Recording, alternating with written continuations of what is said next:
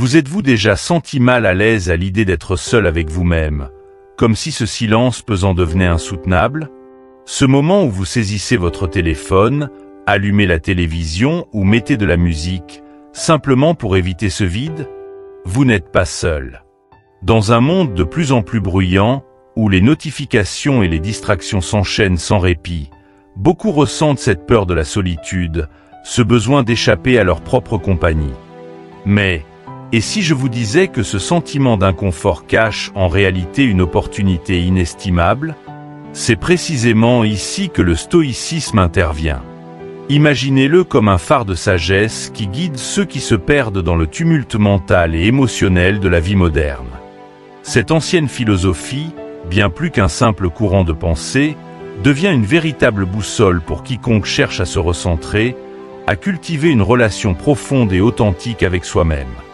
Aujourd'hui, sur Astérisque Sagesse en évolution Astérisque, nous allons plonger ensemble dans des enseignements précieux issus de la sagesse stoïcienne. Des leçons sélectionnées avec soin, qui ont le pouvoir de transformer votre manière de vivre et de percevoir la vie. Imaginez que chaque conseil, chaque réflexion que nous allons partager soit comme une clé capable de débloquer des parties de vous-même que vous pensiez inaccessibles. Des parties où la paix intérieure n'est pas un rêve lointain, mais une réalité tangible. Alors, restez avec nous jusqu'à la fin de cette vidéo, car je vous garantis que l'une de ces leçons pourrait bien être celle qui changera votre vie pour toujours. Ce n'est pas une promesse en l'air, c'est une opportunité. Peut-être même que, juste avant cette vidéo, vous étiez sur le point de décrocher, de passer à autre chose, mais je vous invite à rester, à écouter. Cette vidéo n'est pas simplement un énième contenu de motivation, elle est un appel à retrouver ce qui sommeille en vous, à redécouvrir la force cachée dans votre propre silence.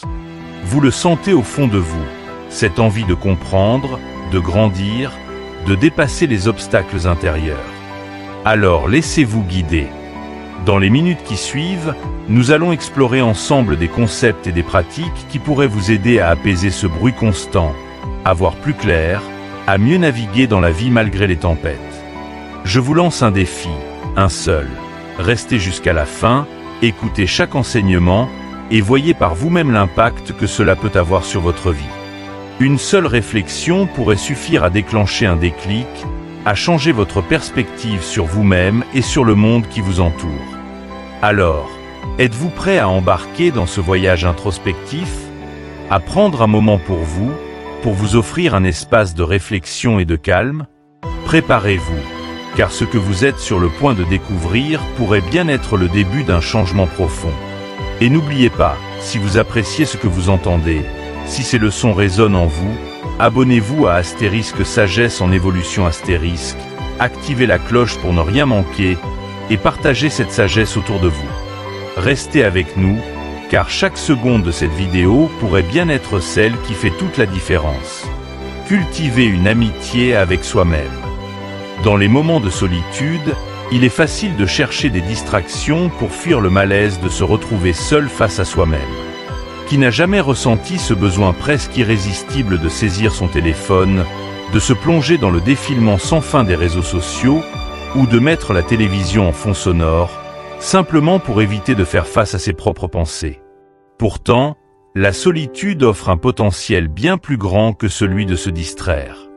Elle offre une occasion unique de se découvrir véritablement, de cultiver une amitié avec soi-même, une relation qui peut devenir l'un des plus grands piliers de votre existence.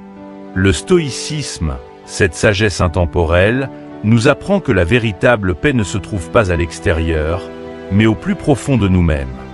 Le sage veut toujours être avec lui-même, disait Épictète, et cette phrase résonne comme un appel à réévaluer notre relation avec nous-mêmes. Mais que signifie réellement être son propre ami? Cela signifie accepter de s'asseoir en silence, d'écouter ce que notre esprit a à dire, même si cela peut être inconfortable. Au lieu de chercher refuge dans le bruit extérieur, nous apprenons à accueillir le calme intérieur, à l'apprivoiser, à le transformer en un espace où nous pouvons véritablement nous connaître. Imagine un instant un ami proche, quelqu'un en qui tu as une confiance totale. Avec cet ami, Tu te sens libre d'être toi-même, sans masque, sans crainte de jugement. Cette relation de confiance et de soutien, c'est exactement celle que tu peux bâtir avec toi-même. Mais au lieu de chercher ce réconfort dans la présence de quelqu'un d'autre, il s'agit ici de le trouver en soi. Pour y arriver, il est nécessaire d'apprendre à écouter nos propres pensées, même celles qui nous dérangent, et à les comprendre plutôt que de les fuir. Prenons un exemple concret. Imagine un jeune homme qui traverse une période de doute, de questionnement sur sa vie et ses choix. Chaque soir, pour échapper à cette incertitude, il se plonge dans les séries ou les jeux vidéo jusqu'à ce que l'épuisement le pousse à dormir. Pendant un temps, cela lui permet d'éviter de penser, mais au fond, il sent bien que cette fuite ne le satisfait pas. Un jour, il décide de faire différemment. Au lieu de s'évader, il s'assoit seul, dans le silence, et prend le temps de noter ses pensées, ses inquiétudes et ses rêves. Les premières fois sont difficiles, ses pensées se bousculent et le silence lui pèse. Mais à force de persévérance, il commence à apprécier ces moments avec lui-même. Il découvre des passions qu'il avait oubliées, des peurs qu'il n'avait jamais osé affronter, et des forces dont il ignorait l'existence. Ce temps passé avec lui-même devient une source de réconfort et de clarté, quelque chose de bien plus enrichissant que la distraction. Cultiver cette amitié intérieure, c'est aussi apprendre à se parler avec bienveillance. Trop souvent, nous sommes nos propres critiques les plus sévères. Nous nous blâmons pour nos échecs, nous nous comparons aux autres, nous jugeons nos imperfections. Mais, tout comme une véritable amitié ne peut exister sans compassion et compréhension, nous devons apprendre à nous traiter avec la même douceur. Cela signifie se pardonner pour les erreurs du passé, reconnaître ses qualités, et se donner le droit d'être imparfait. C'est un processus lent, comme toutes les relations authentiques, mais c'est un voyage qui en vaut la peine. Un autre aspect important de cette amitié avec soi-même est l'acceptation de ses propres pensées et émotions, sans chercher à les changer ou à les rejeter immédiatement. Le stoïcisme nous enseigne que nos pensées ne sont ni bonnes ni mauvaises. Ce sont simplement des pensées. Ce qui importe, c'est la manière dont nous choisissons de les percevoir et de les comprendre. Plutôt que de fuir une pensée anxieuse ou une émotion négative, pourquoi ne pas prendre un moment pour l'examiner? D'où vient-elle? Que révèle-t-elle de nos peurs, de nos attentes ou de nos désirs? En acceptant de nous confronter à nous-mêmes, nous développons une compréhension plus profonde de nos motivations et de nos besoins. Cette introspection régulière, ce tête-à-tête avec soi-même, nous aide à nous recentrer sur l'essentiel. Dans la solitude, sans le brouhaha des attentes des autres, nous pouvons enfin entendre cette petite voix intérieure qui sait ce qui est bon pour nous, mais que nous ignorons trop souvent. C'est dans ce silence que l'on découvre ses véritables passions, ses valeurs profondes, celles qui vont au-delà de ce que la société valorise. Il ne s'agit pas seulement de se connaître mieux, mais de se rapprocher de sa propre vérité, de ce que l'on veut vraiment dans la vie, et non de ce que l'on croit devoir vouloir. Pourtant, cette amitié avec soi-même demande du courage, car elle implique de regarder honnêtement ses défauts, ses faiblesses, ses peurs. Mais c'est aussi cette honnêteté qui nous permet de nous améliorer, de devenir plus forts. En apprenant à nous accepter tels que nous sommes, nous gagnons en confiance et en sérénité. Nous n'avons plus besoin de nous conformer aux attentes des autres, car nous savons que notre valeur ne dépend pas de leur approbation. Nous trouvons en nous la force de tracer notre propre chemin. Et lorsque nous parvenons à cette sérénité intérieure, tout change. Nos relations deviennent plus authentiques, car nous n'avons plus peur de montrer qui nous sommes réellement. Nous sommes capables de poser des limites, de dire non quand cela est nécessaire, car nous ne craignons plus de déplaire. Nous comprenons que notre bonheur ne dépend pas des autres, mais de notre capacité à être en paix avec nous-mêmes. Apprendre à être son propre ami, c'est un premier pas vers une existence plus paisible et alignée avec soi-même. Mais une fois que nous avons découvert cette force intérieure, il devient tout aussi essentiel de savoir accepter la solitude, de l'apprécier pour ce qu'elle peut nous offrir.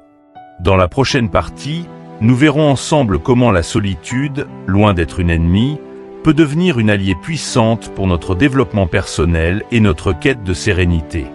Restez avec nous pour explorer l'importance de la solitude dans la recherche d'une paix intérieure durable. L'importance de la solitude. La solitude n'est pas une malédiction, c'est une opportunité.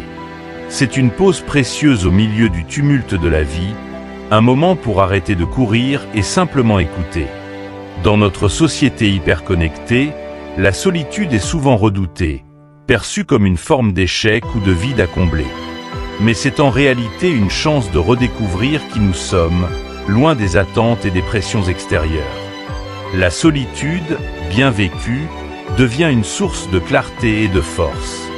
Se retrouver seul avec soi-même, sans distraction, peut être inconfortable au début.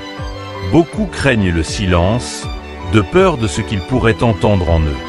Pourtant, c'est précisément dans ce silence que se cache une richesse insoupçonnée. C'est là que se manifeste notre véritable voix intérieure, celle qui n'est pas influencée par le bruit extérieur, par les avis des autres ou par le rythme effréné de la vie quotidienne. Marc Aurèle, l'un des plus grands penseurs stoïciens, l'a bien résumé. Nulle part l'homme ne trouve de retraite aussi paisible que dans l'intimité de son âme. Il savait que le vrai refuge, la véritable paix, ne se trouve pas en fuyant vers l'extérieur, mais en plongeant en soi-même. Prenons l'exemple de quelqu'un qui traverse une période de grand stress au travail. Les attentes, les délais serrés, la pression des collègues et des supérieurs le poussent à constamment chercher des échappatoires pour ne pas sombrer dans l'anxiété. À chaque pause, il se tourne vers son téléphone, regarde des vidéos ou discute de manière superficielle avec ses proches, espérant ainsi alléger son esprit. Mais cette fuite vers l'extérieur ne fait que masquer temporairement son malaise. Un jour, il décide de changer d'approche. Au lieu de chercher constamment la distraction, il prend une demi-heure chaque soir pour se promener seul dans un parc, sans musique, sans téléphone. Au début, le silence lui pèse, il ne sait pas quoi faire de ses pensées qui fusent dans tous les sens. Mais peu à peu, ces moments de solitude deviennent pour lui un espace de ressourcement, un lieu où il peut trier ses idées, réfléchir sur ses envies et ses priorités. Il réalise qu'il n'a plus besoin de fuir ses pensées. Il apprend à les accueillir, à les comprendre. La solitude devient alors un miroir qui reflète notre état intérieur, nos peurs, nos désirs profonds. Elle nous permet de prendre conscience de nos forces et de nos faiblesses, sans jugement.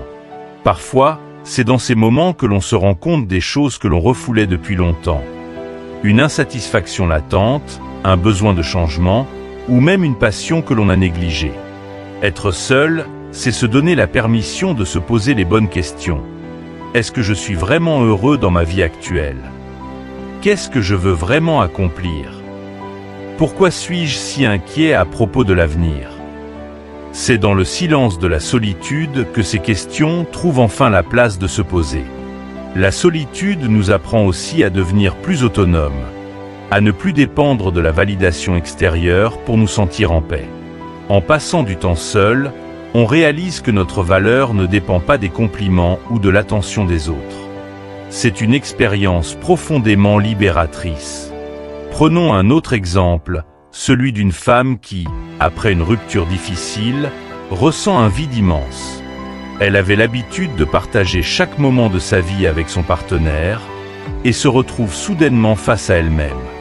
Au début, la solitude est douloureuse, elle lui rappelle tout ce qu'elle a perdu. Mais elle décide de ne pas fuir cette sensation.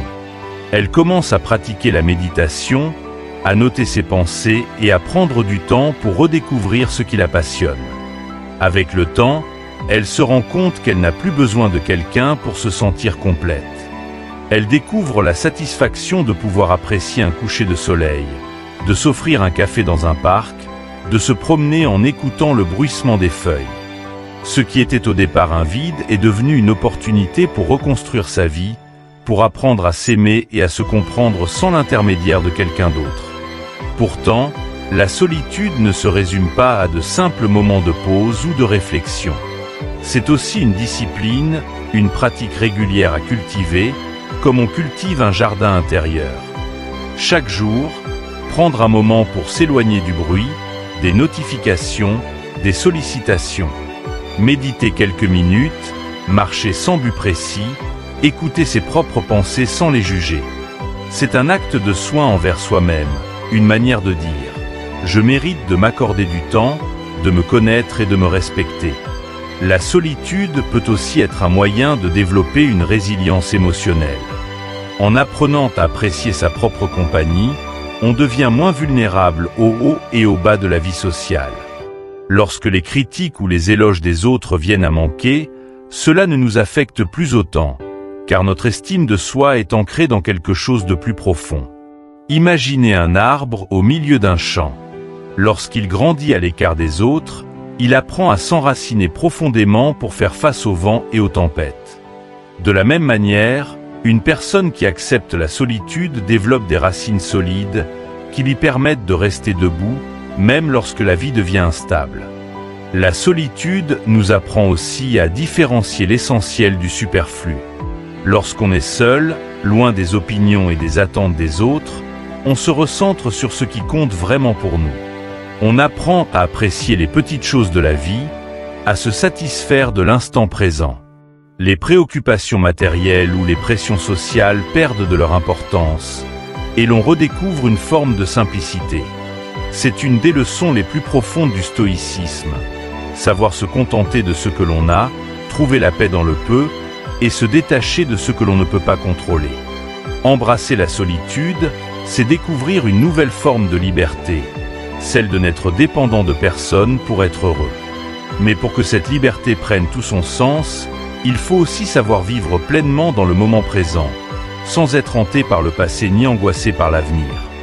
Dans la prochaine partie, nous verrons ensemble comment le stoïcisme nous invite à vivre dans le présent, à saisir chaque instant comme une opportunité précieuse pour grandir et s'épanouir.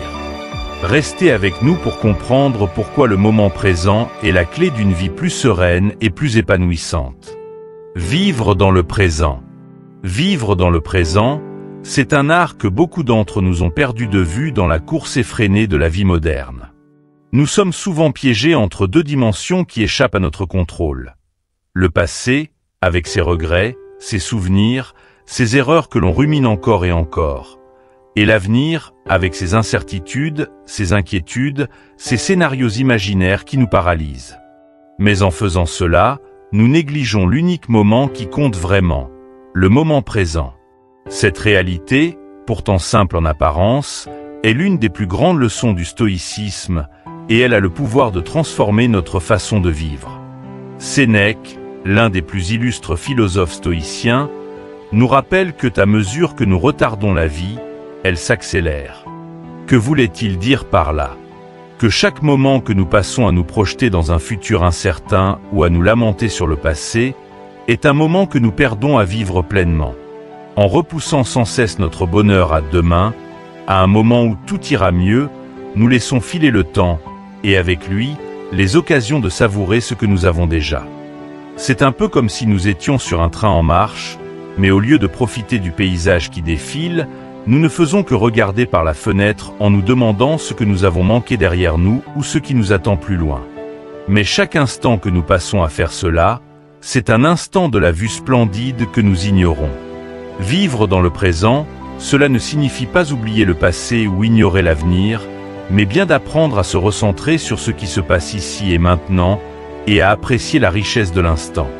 C'est ce que l'on appelle la pleine conscience, une pratique qui consiste à porter toute son attention sur ce que l'on vit, sans se laisser distraire par des pensées vagabondes.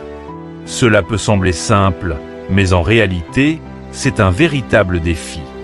Dans un monde où notre attention est constamment sollicitée, se recentrer sur l'instant présent demande un effort conscient. Prenons l'exemple de quelqu'un qui se promène dans la nature, mais au lieu d'écouter le chant des oiseaux, de sentir l'odeur des arbres, il passe tout son temps à scroller sur son téléphone, à vérifier ses notifications ou à penser à ses soucis du lendemain. Il est physiquement là, mais mentalement absent. Pourtant, s'il prenait le temps de ranger son téléphone, de fermer les yeux et de respirer profondément, il découvrirait peut-être un sentiment de calme qu'il n'avait pas ressenti depuis longtemps. Ce moment de simplicité, de connexion avec ce qui l'entoure, est la porte d'entrée vers la paix intérieure. La pleine conscience nous apprend à savourer les petites choses de la vie. Le goût d'un café chaud le matin, la douceur du soleil sur notre peau, le sourire d'un passant.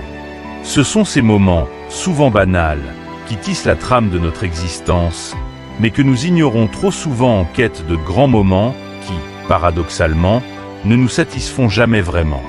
La beauté de la vie réside dans ces détails que l'on prend le temps d'observer, dans ces secondes que l'on savoure sans se précipiter vers la prochaine tâche, le prochain objectif. Vivre dans le présent, c'est aussi se libérer de la prison des regrets et des angoisses. Le passé, bien qu'il fasse partie de nous, ne peut être changé.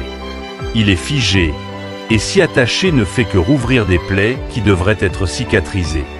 Imagine un instant une personne qui repasse sans cesse dans sa tête les erreurs qu'elle a commises des années auparavant, comme si les revivre mentalement pouvait changer leur issue. Elle se punit pour des fautes qui ne peuvent plus être réparées, au lieu de se pardonner et de tirer les leçons de ses expériences. En agissant ainsi, elle se prive de vivre pleinement le présent, de goûter à la douceur des secondes qui passent. C'est une souffrance inutile que le stoïcisme nous invite à abandonner. De même, s'inquiéter de l'avenir ne nous protège pas des difficultés à venir. En anticipant sans cesse les pires scénarios, nous nous privons de l'énergie mentale nécessaire pour affronter les défis qui se présentent réellement. Marc Aurèle, un autre grand maître du stoïcisme, nous encourageait à se concentrer sur l'instant présent, car c'est le seul moment sur lequel nous avons un contrôle direct. Il nous rappelle que le futur est incertain et que nos inquiétudes ne sont souvent que des fantômes, des projections de notre esprit qui nous effraient mais qui n'ont aucune réalité tangible. En choisissant de se concentrer sur ce qui est à portée de main, sur ce que nous pouvons faire aujourd'hui pour avancer, nous retrouvons une forme de sérénité. Prenons un exemple concret. Imaginez une étudiante qui prépare ses examens. Elle passe ses journées à stresser, à se demander si elle va réussir, si ses notes seront à la hauteur, si elle trouvera un emploi après ses études. Ce stress l'empêche de se concentrer sur ses révisions, de profiter des moments de détente avec ses amis, de savourer la fierté de ses petites réussites quotidiennes. Pourtant, en se recentrant sur chaque séance de révision, en vivant pleinement chaque instant passé à étudier, elle gagnerait non seulement en efficacité, mais aussi en tranquillité d'esprit. Elle se rappellerait que le seul moment sur lequel elle peut agir, c'est maintenant. Le présent, c'est l'ancrage qui nous permet de traverser les tempêtes de la vie sans être emporté par les vagues du doute et de la peur. Lorsque l'on apprend à vivre dans le présent, on découvre que la sérénité n'est pas un état réservé à quelques moments de bonheur exceptionnels, mais qu'elle peut être vécue au quotidien, même au milieu des difficultés. La respiration consciente, par exemple, est une manière simple et puissante de revenir à l'instant présent. Fermez les yeux, respirez profondément, sentez l'air entrer et sortir de vos poumons, et vous verrez que le monde se calme, que les pensées s'apaisent, que le temps ralentit. Vivre dans le présent est une clé pour une vie plus sereine, mais ce n'est qu'une partie du chemin. Une fois que l'on a appris à se concentrer sur l'instant, il est tout aussi crucial de savoir contrôler nos émotions pour mieux naviguer dans la vie. Dans la prochaine partie, nous verrons ensemble comment le stoïcisme nous aide à développer cette maîtrise émotionnelle, afin de mieux gérer les situations difficiles et de rester maître de notre destin, même quand les vents sont contraires. Restez avec nous pour découvrir les secrets de la maîtrise de soi et de la tranquillité d'esprit. Contrôler ses émotions. Maîtriser ses émotions est l'un des plus grands défis auxquels nous sommes confrontés, mais c'est aussi l'une des clés les plus puissantes pour vivre une vie apaisée et équilibrée. Dans notre quotidien, nous sommes sans cesse confrontés à des situations qui peuvent déclencher en nous des vagues de colère, de tristesse, d'anxiété ou de frustration. La plupart du temps, ces émotions semblent survenir sans que nous puissions les contrôler, comme si elles avaient leur propre volonté. Mais les stoïciens, et notamment Épictète, nous rappellent que ce ne sont pas les événements eux-mêmes qui nous bouleversent, mais bien la manière dont nous les percevons. Ce ne sont pas les choses qui nous dérangent, mais nos opinions à leur sujet. Prenons un exemple très simple. Imaginez que vous êtes coincé dans les embouteillages un lundi matin, en retard pour un rendez-vous important. Vous ressentez immédiatement une montée de stress, une irritation qui transforme ce moment en véritable épreuve. Vous vous dites que tout cela est injuste, que vous n'arriverez jamais à l'heure, que cette journée commence déjà mal. Pourtant, la situation elle-même est neutre. Il s'agit simplement de voitures qui ne bougent pas. Ce qui transforme cette expérience en source de stress, ce sont les pensées que vous y associez. Si, au lieu de cela, vous preniez un instant pour respirer profondément, pour accepter que le trafic est hors de votre contrôle et pour vous dire que vous ferez de votre mieux une fois arrivé, votre expérience changerait radicalement. Vous ne pouvez pas changer l'embouteillage, mais vous pouvez changer la manière dont vous y réagissez. C'est exactement ce que le stoïcisme nous invite à faire. Reprendre le pouvoir sur nos réactions, plutôt que de nous laisser emporter par elles. Cette maîtrise ne signifie pas réprimer nos émotions ou les ignorer. Au contraire, il s'agit d'apprendre à les observer, à les comprendre, pour ensuite choisir la réponse la plus appropriée. Lorsque vous ressentez une émotion forte, au lieu de réagir immédiatement, faites une pause. Fermez les yeux un instant, inspirez profondément et demandez-vous « Pourquoi est-ce que je ressens cela ? Quelle est la pensée qui déclenche cette émotion ?» Cette petite distance que vous prenez avec votre émotion est souvent suffisante pour retrouver le calme et la clarté nécessaires à une réponse plus sage. La méditation est un outil puissant pour développer cette capacité à observer ses pensées et ses émotions sans s'y identifier. Chaque matin, en vous asseyant dans le calme pendant quelques minutes, vous pouvez apprendre à observer les vagues de pensées qui traversent votre esprit, sans les juger, sans chercher à les contrôler. Cet exercice de pleine conscience vous aide à comprendre que vos pensées et vos émotions ne sont que des phénomènes passagers, qu'ils vont et viennent comme des nuages dans le ciel. Cela vous permet de ne plus vous laisser emporter par elles, mais de les laisser passer, tout simplement. Un autre exemple concret de maîtrise des émotions se trouve dans les relations personnelles. Combien de disputes éclatent parce que nous avons réagi sous le coup de la colère, sans prendre le temps de réfléchir à nos mots. Peut-être que votre partenaire fait une remarque qui vous blesse, et votre première réaction est de riposter avec une autre remarque, tout aussi acerbe. Mais si, à cet instant précis, vous prenez une seconde pour respirer, pour analyser ce que vous ressentez et pourquoi, votre réponse peut être très différente. Vous pourriez décider de répondre avec calme, d'expliquer ce qui vous a blessé plutôt que d'attaquer en retour. Cette approche change non seulement la qualité de la discussion, mais elle renforce également la relation, car elle montre à l'autre que vous êtes prêt à écouter et à comprendre. La maîtrise de soi transforme nos relations, au travail comme dans notre vie personnelle. Imaginez un manager qui, sous la pression, réagit constamment de manière impulsive, en critiquant ses collègues sans réfléchir. Ces réactions brutales créent un climat tendu et découragent son équipe. Maintenant, imaginez ce même manager qui a appris à prendre une pause avant de parler, à analyser ce qu'il ressent et à choisir ses mots avec soin. Ses remarques deviennent constructives. Il sait reconnaître ses émotions, mais ne leur laisse pas le contrôle. Sa maîtrise émotionnelle ne signifie pas qu'il ne ressent plus de frustration, mais qu'il a appris à la transformer en énergie positive, en encouragement plutôt qu'en reproche. Cette simple différence fait de lui un leader plus respecté et plus inspirant. Contrôler ses émotions, c'est aussi apprendre à les utiliser comme des alliés plutôt que de les voir comme des ennemis. La peur, par exemple, est souvent perçue comme une émotion négative. Mais si vous prenez le temps de comprendre ce que cette peur vous dit, elle peut devenir un guide précieux. Peut-être qu'elle vous indique que vous vous apprêtez à sortir de votre zone de confort, à affronter un défi qui pourrait vous faire grandir.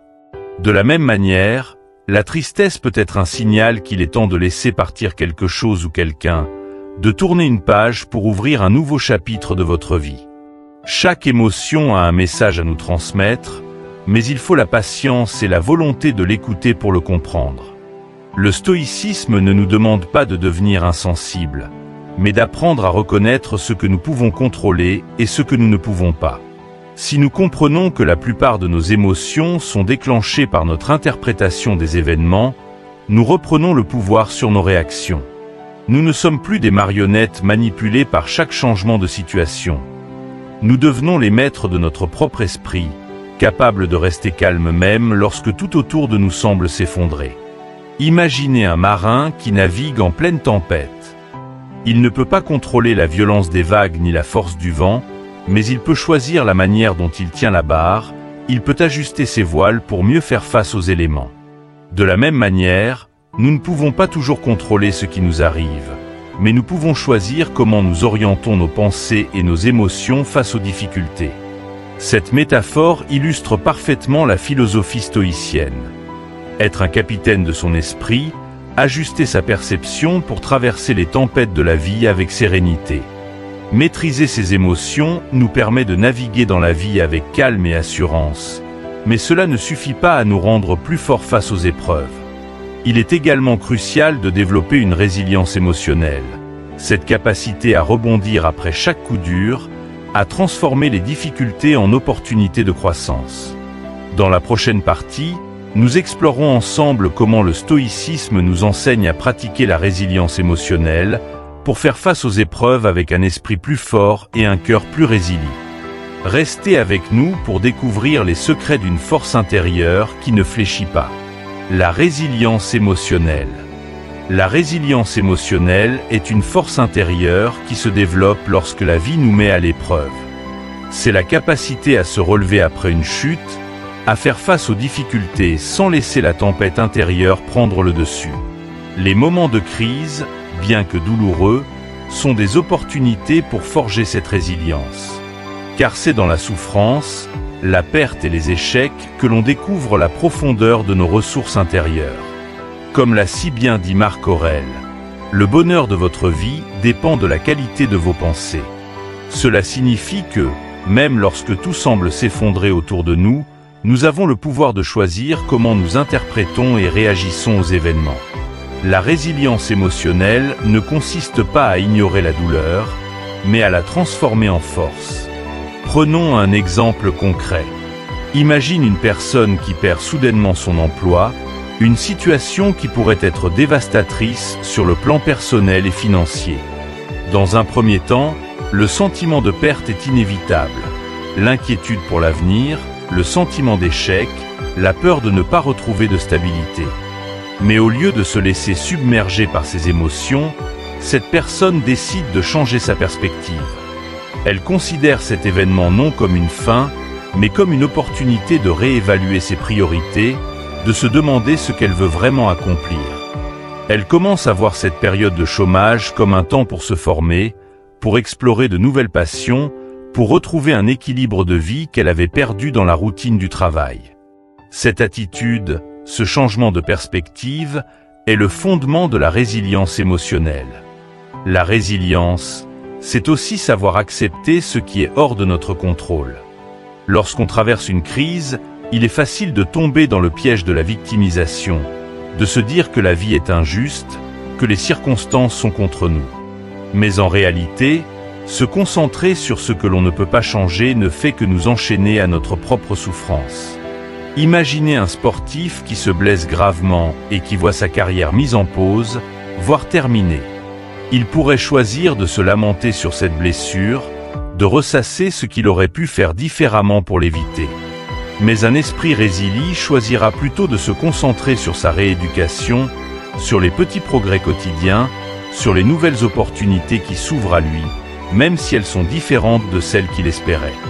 Il comprend que la vie ne suit pas toujours le plan que l'on avait tracé, mais que chaque déviation peut devenir un chemin vers quelque chose de nouveau. La méditation est un outil puissant pour développer cette résilience. Elle nous apprend à observer nos pensées sans nous y accrocher, à laisser passer les vagues émotionnelles sans nous noyer dedans. En méditant régulièrement, on devient plus conscient des pensées négatives qui surgissent lorsque la vie se complique. Plutôt que de laisser ces pensées dominer notre esprit, nous apprenons à les reconnaître et à les laisser s'évanouir, comme des nuages qui passent dans le ciel. Cela nous permet de ne pas nous identifier à la douleur ou à la colère, mais de les voir pour ce qu'elles sont, des émotions passagères, qui ne définissent pas notre être tout entier.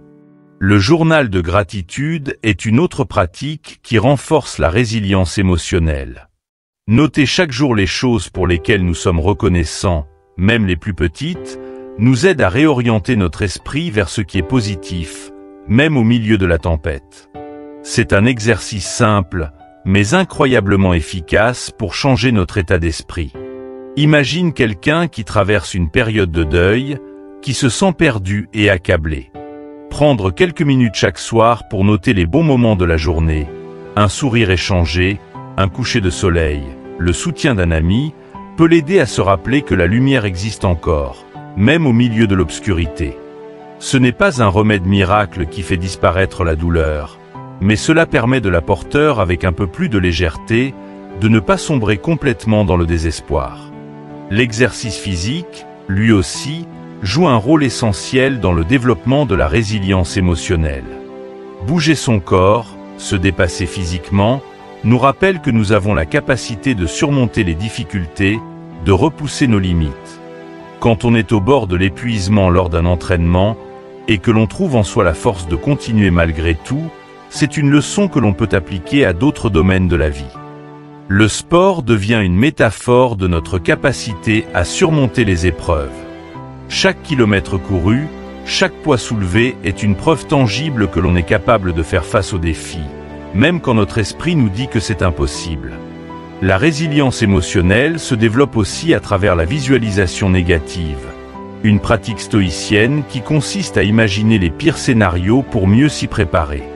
Cela peut paraître contre-intuitif, mais en envisageant ce qui pourrait mal tourner, nous apprenons à relativiser nos peurs. Par exemple, si vous craignez de perdre un emploi, imaginez-vous dans cette situation et demandez-vous comment vous pourriez y faire face. Que feriez-vous pour rebondir? Qui pourrait vous soutenir? Cette pratique nous montre que même les pires scénarios ne sont pas insurmontables et que nous avons en nous la capacité de nous adapter. En nous préparant mentalement à ce qui pourrait arriver, nous renforçons notre confiance en notre capacité à affronter l'inconnu.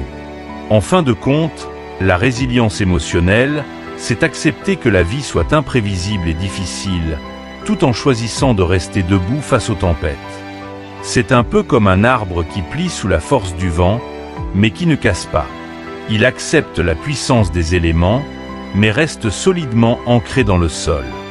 À chaque tempête qu'il affronte, ses racines s'enfoncent un peu plus profondément, le rendant plus robuste.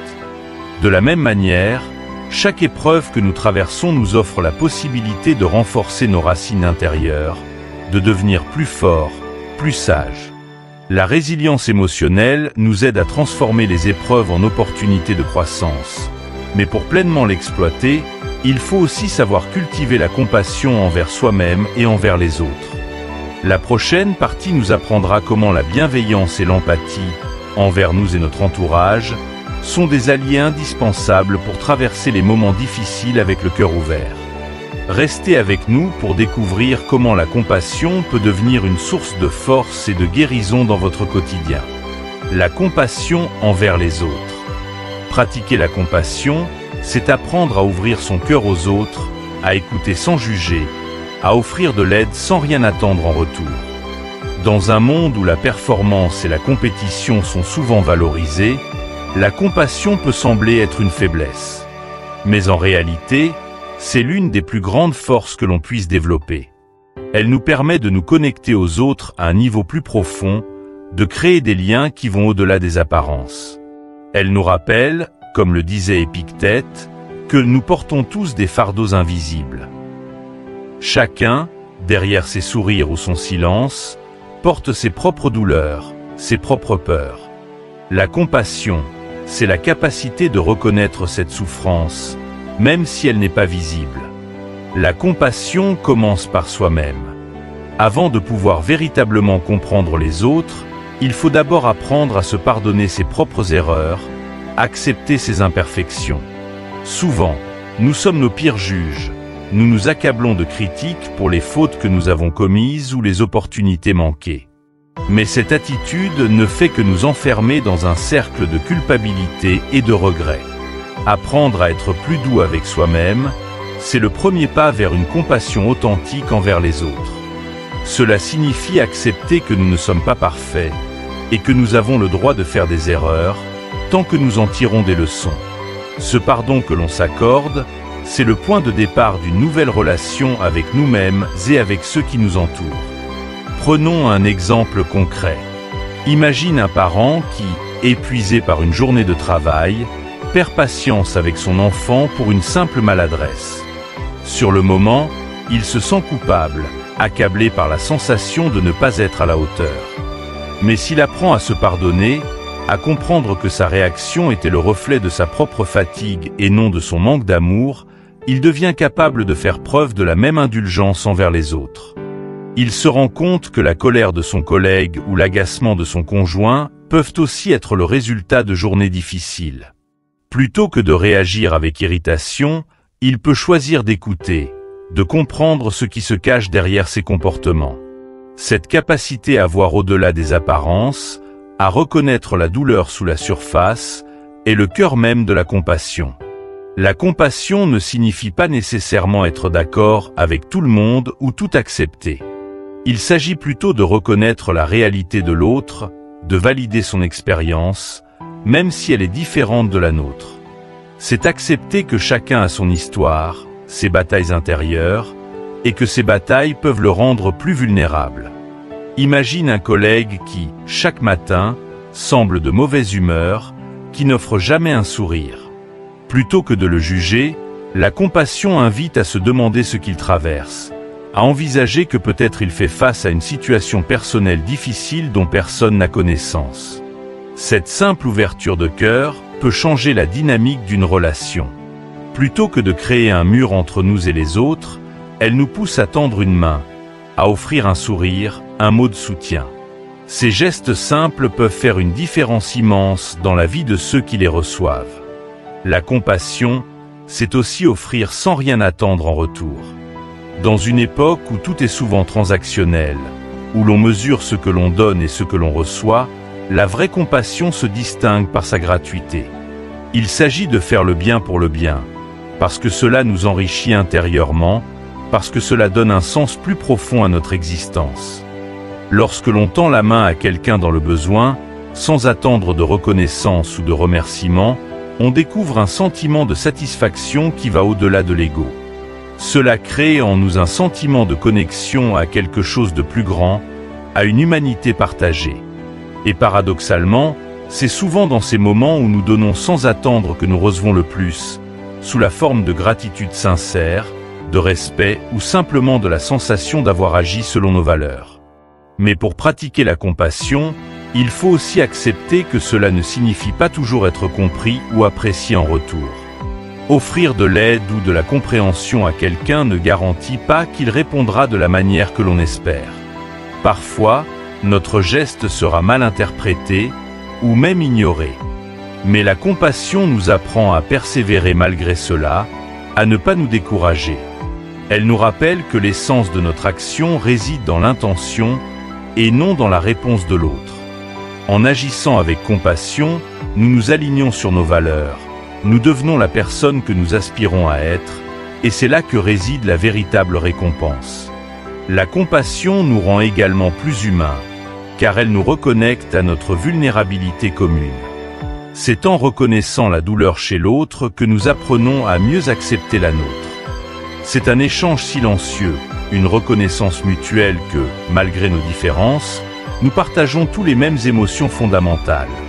La peur, la tristesse, la joie, le besoin de connexion. En pratiquant la compassion, nous créons un espace où l'autre peut être pleinement lui-même, sans masque, sans honte. Et cet espace est rare et précieux dans un monde où l'on se sent souvent obligé de cacher ses faiblesses. La compassion envers les autres enrichit nos vies de manière insoupçonnée. Elle nous permet de bâtir des relations plus profondes, plus sincères, parce qu'elles sont fondées sur une acceptation mutuelle et une compréhension réelle. Lorsque nous offrons cette compassion à notre entourage, nous plantons les graines d'un environnement de confiance, où chacun se sent respecté et valorisé pour ce qu'il est, et non pour ce qu'il pourrait apporter. Nous devenons un refuge pour ceux qui traversent des moments difficiles, un soutien discret mais constant.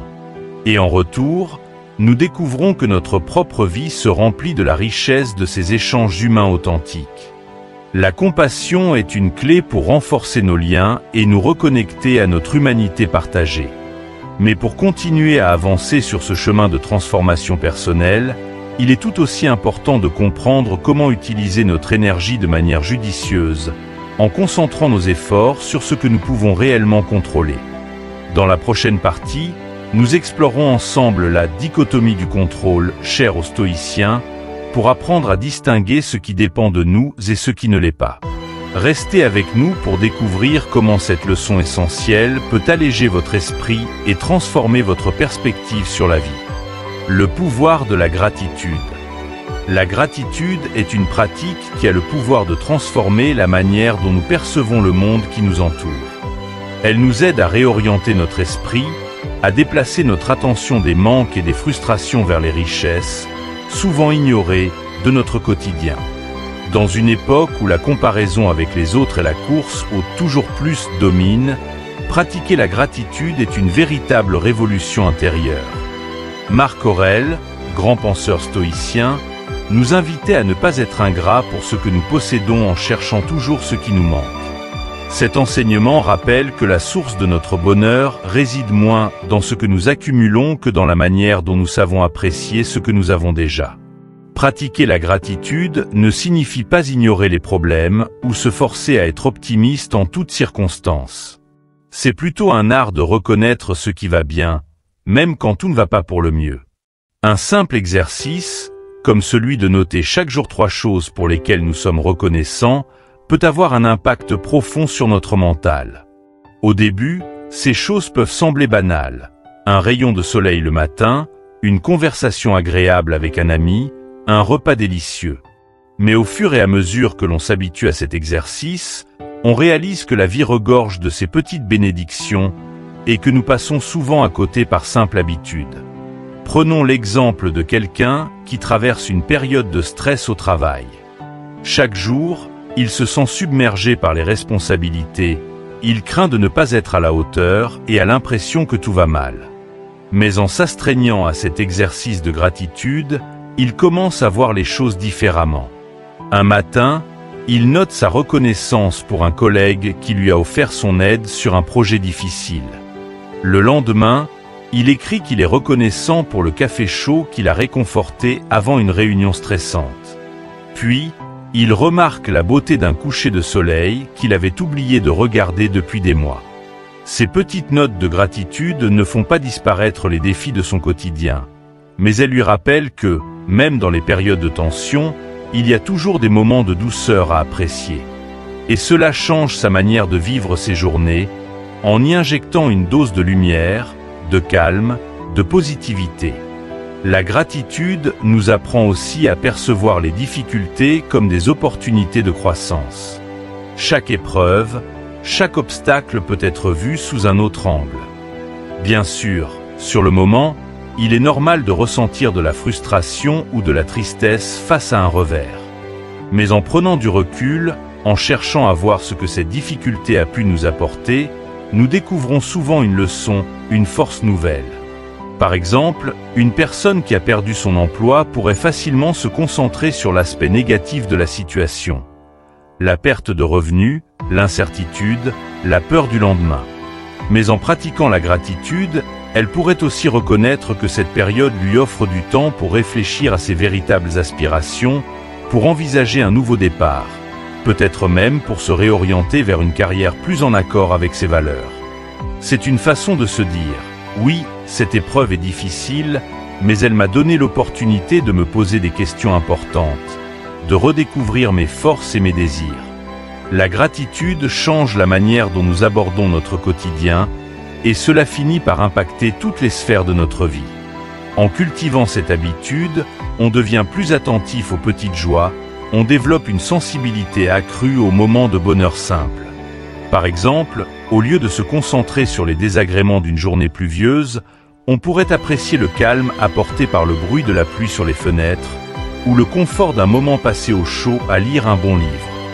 Au lieu de se plaindre des embouteillages, on pourrait reconnaître que ce temps forcé passé dans la voiture nous offre l'occasion d'écouter un podcast inspirant ou de réfléchir à nos projets. Ce changement de perspective ne signifie pas que l'on devient aveugle aux problèmes, mais plutôt que l'on choisit de ne pas les laisser occuper tout notre esprit. La gratitude nous enseigne aussi l'humilité. Elle nous rappelle que, malgré nos efforts et notre volonté de tout contrôler, il y a des aspects de notre vie qui dépendent de la générosité de la nature, du soutien des autres ou tout simplement de la chance. Chaque respiration que nous prenons est un cadeau. Chaque matin où nous nous réveillons en bonne santé est une bénédiction. Trop souvent, nous tenons ces choses pour acquises jusqu'au jour où elles nous manquent. En prenant le temps de reconnaître leur valeur, nous nous reconnectons à cette réalité plus vaste, qui dépasse nos préoccupations personnelles et nous relie à quelque chose de plus grand. Cela peut être aussi simple que de dire merci à la personne qui nous sert un café, de remercier un ami pour sa présence, ou même de reconnaître le privilège de pouvoir marcher librement sous un ciel étoilé. Le journal de gratitude, au-delà de ses effets immédiats sur notre morale, crée un changement profond dans notre cerveau. Des études scientifiques ont montré que le simple fait de se concentrer sur ce qui va bien active les circuits de la récompense dans notre cerveau, libérant des hormones comme la dopamine, qui nous procurent un sentiment de bien-être. Avec le temps, cette habitude peut même nous rendre plus résistants au stress, car notre esprit apprend à se concentrer sur les aspects positifs, même au milieu de la tempête. La pratique de la gratitude a aussi un impact direct sur nos relations avec les autres. Lorsque nous apprenons à être reconnaissants pour les petites attentions, les gestes de gentillesse, nous devenons plus enclins à les remarquer et à les exprimer. Dire merci sincèrement, apprécier les efforts de ceux qui nous entourent, c'est semer les graines de relations plus profondes et plus harmonieuses. Cela montre aux autres que nous ne les tenons pas pour acquis, que nous reconnaissons leur valeur. Et en retour, cela inspire souvent chez eux le désir de faire de même. Une atmosphère de gratitude est contagieuse. Elle crée un cercle vertueux de bienveillance et de positivité. La gratitude nous permet de vivre chaque jour avec un cœur plus léger, en appréciant ce que la vie nous offre plutôt que de nous concentrer sur ce qui manque. Mais pour continuer à avancer sur ce chemin de transformation intérieure, il est tout aussi important de trouver des moments de silence et de calme pour approfondir cette pratique.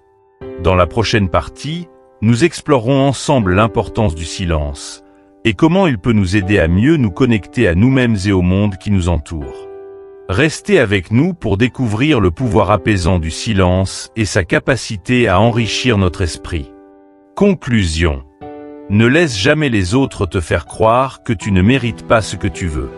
Chacun de nous a une voie à suivre, des rêves à poursuivre, et la plus grande erreur que l'on puisse faire est de laisser les jugements extérieurs définir ce qui est possible pour nous.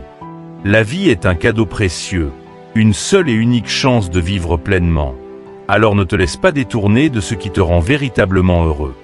Peut-être que certains te diront que tes ambitions sont trop grandes, que tes rêves sont irréalistes, mais souviens-toi, leur perception de tes capacités n'a rien à voir avec ta véritable valeur. C'est toi, et toi seul, qui peut décider de la vie que tu veux mener. La vie ne se présente qu'une fois, alors saisis chaque opportunité et ne laisse pas les doutes des autres devenir les tiens. Chaque jour est une chance de devenir la meilleure version de toi-même. Cela ne signifie pas atteindre la perfection, mais plutôt avancer, pas à pas, vers un toi plus authentique, plus aligné avec tes valeurs profondes. Même dans les jours où tout semble sombre, où le chemin est obscurci par les doutes et les difficultés, rappelle-toi que la lumière finit toujours par percer les nuages. Les périodes de crise sont des opportunités cachées pour grandir, pour renforcer ta résilience émotionnelle et pour découvrir des forces que tu ne pensais pas posséder. C'est dans l'adversité que l'on apprend le plus sur soi-même, que l'on forge le caractère nécessaire pour affronter les défis de demain. La vision est souvent floue au départ, comme un paysage que l'on entrevoit à travers le brouillard. Mais à mesure que tu avances, pas à pas, cette vision s'éclaircit. Ce qui semblait inatteignable devient peu à peu plus clair, plus réalisable. C'est la persévérance, la foi en toi-même et la volonté de continuer malgré les obstacles qui te mèneront vers ce futur que tu désires. Fais-toi confiance, même quand le doute s'immisce, même quand la peur te murmure que tu n'en es pas capable. Car c'est justement cette confiance qui te permettra de transformer les incertitudes en défis surmontables et les échecs en tremplin pour te rapprocher de tes aspirations les plus profondes. La vie est trop courte pour être vécue dans les regrets, trop précieuse pour être gaspillée à suivre les attentes des autres. Elle mérite d'être vécue pleinement, en accord avec tes propres rêves, tes propres désirs. Cultiver cette sagesse, c'est apprendre à savourer chaque moment, à voir la beauté dans les petites choses, à ne pas se laisser emporter par les inquiétudes sur ce qui pourrait arriver. C'est choisir de se concentrer sur ce que l'on peut contrôler et de lâcher prise sur le reste. C'est un chemin de croissance continue, de découverte de soi et de paix intérieure. Alors, si cette vidéo t'a apporté un peu de lumière, si elle t'a inspiré à avancer avec plus de confiance sur le chemin de ta vie, n'hésite pas à la liker, à la partager avec ceux qui en ont besoin et à t'abonner à la chaîne Sagesse en Évolution. Active la cloche de notification pour être le premier à découvrir les prochains contenus et reste avec nous pour continuer à grandir ensemble. À bientôt pour une nouvelle aventure et d'ici là, prends soin de toi et continue de cultiver la sagesse qui sommeille en toi.